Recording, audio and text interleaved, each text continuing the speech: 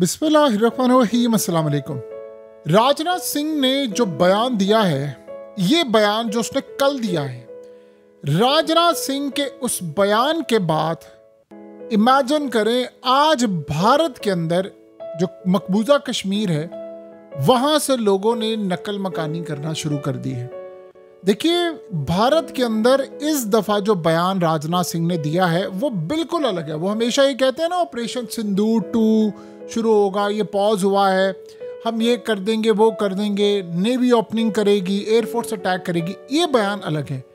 जब आप ये बयान देते हैं कि मैं भारतीय कौम को कह रहा हूं कि आप लोग तैयार रहें, किसी भी लम्हे पाकिस्तान से जंग छिड़ने वाली है और किसी भी वक्त कुछ हो सकता है, तो तब सबसे पहले कश्मीर में रहने वाले लोगों के लिए मसला है। इस वक्त 3 चीज़ें हो रही हैं भारत में। एक है, भारत के अंदर बड़े पैमाने पर ख़ास तौर पर परचेजिंग हो रही है, लोग राशन जमा कर रहे हैं।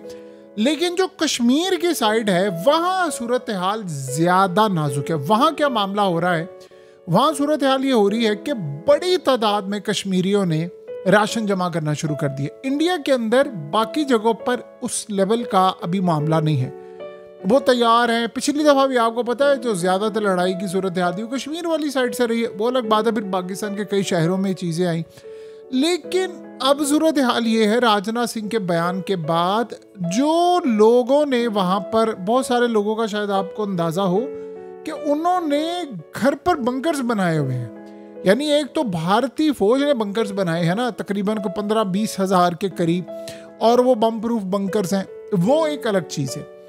एक बंकर वो हैं जो कश्मीरियों ने खुद बनाए हैं, जो उन्होंने अपने घरों में बंकर्स बनाए हुए हैं, जो स्पेशली 2019 के बाद। अब हुआ ये है कि कश्मीर में बहुत सारे लोग कहते हैं जी, पाकिस्तान के बारे में कहा जाता है कि जी इन्होंने इंडिया से जंगें हुई हैं, बड़ी 6 जंगें हैं, ये है, छोटी मोटी झड़पें सब मिला के।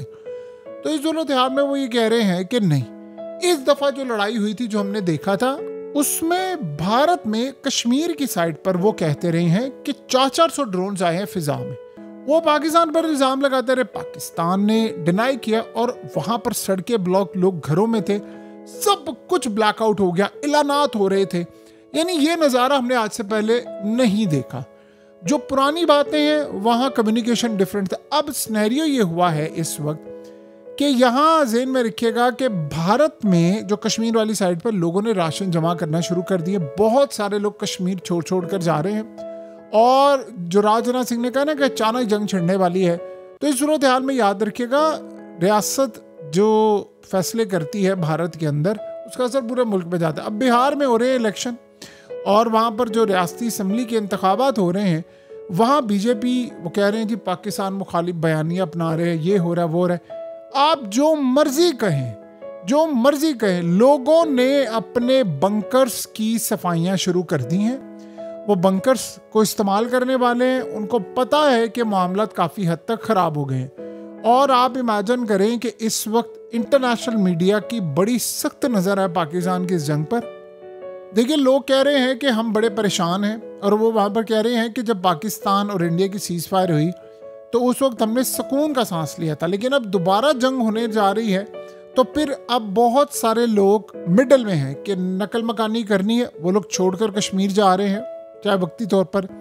बहुत सारे लोगों को इदराक इस बात का है कि इस दफ़ा की जो जंग है वो एक तो लंबी चलने वाली है और बड़ी तबाही होने वाली। एक चीज़ देखिए, बहुत सारे लोग ये बात जानते हैं कि पिछली दफ़ा जब पाकिस्तान ने स्ट्राइक किया था, आपको पता है कि हमने राफेल तैयारे गिराए थे, तो आज भी बहुत सारे लोगों को ये बात पता है। वहाँ पर एक खातून ने केस भी फाइल किया हुआ है जिसमें उसने कहा कि जहाज़ का मलबा उसके खामन पर गिरा था और वो वहीं पर मर गया था, और उसने केस फाइल किया कंपनसेशन के लिए।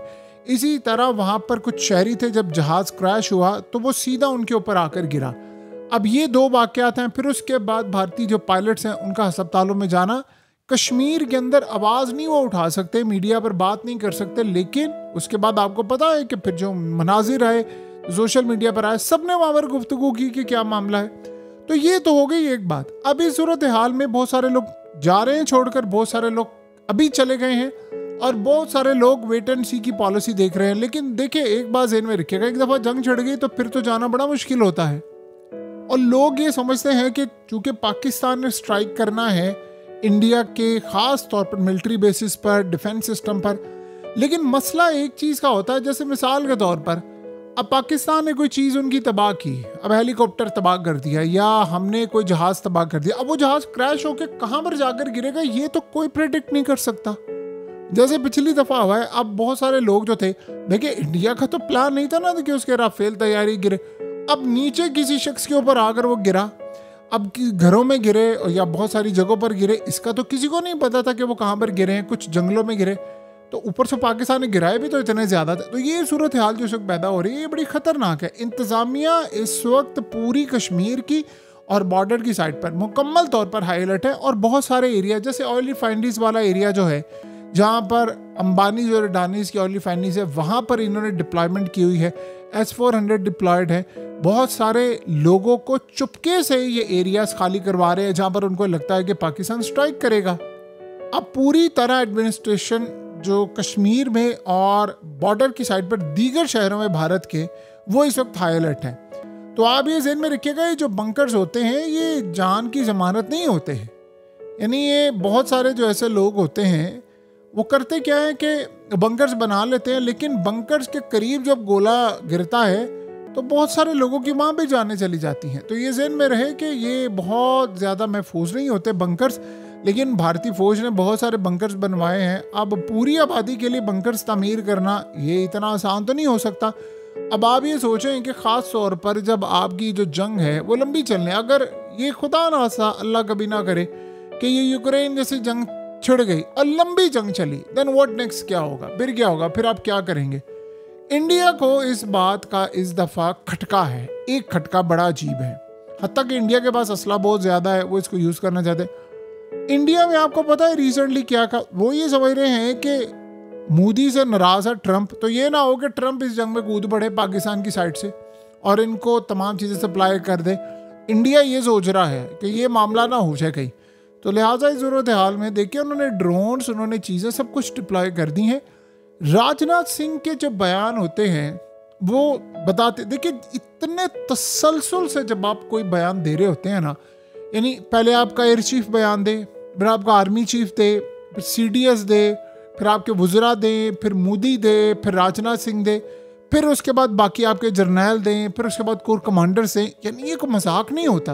और फाइनली एक बहुत बड़ा नेवल चीफ भी दे, फिर नेवल चीफ के बाद अगर एक बयान इस तरह का आ जाए जब एयर स्पेस बंद हो राजनाथ सिंह के कि मैं कौम को बता रहा हूँ किसी भी वक्त जंग छिड़ने वाली है, तो वो मामला खतरनाक है। और वो भी तब जब देखिए सारी दुनिया को पता है, आपको पता है, हमें पता है, कश्मीरियों को पता है कि ट्रंप इस दफ़ा कुछ नहीं कर पाएगा।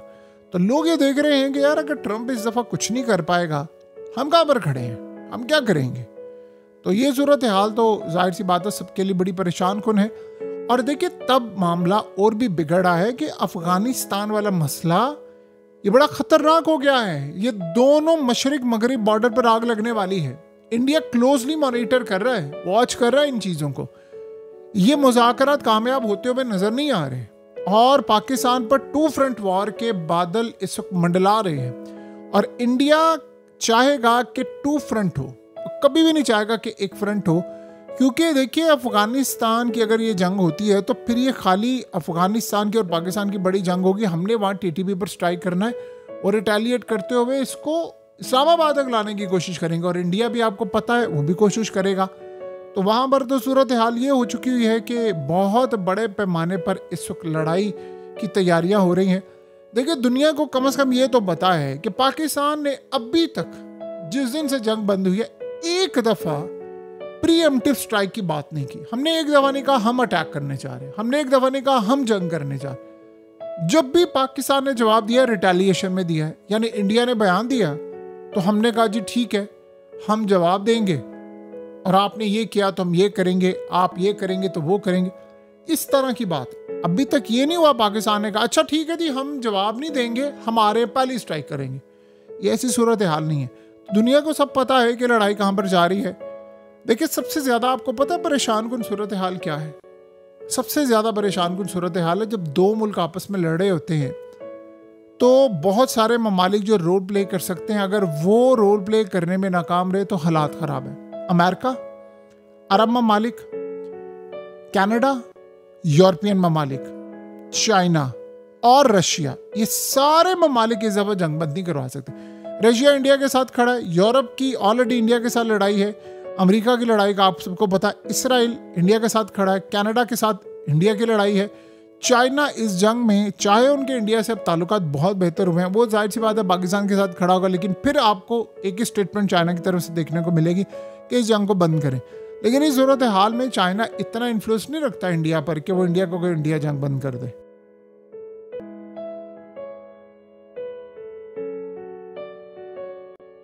हकीकत टीवी को सब्सक्राइब करना मत भूलें, वीडियो को लाइक करें, शेयर करें और कमेंट सेक्शन में अपनी राय का इजहार जरूर करें।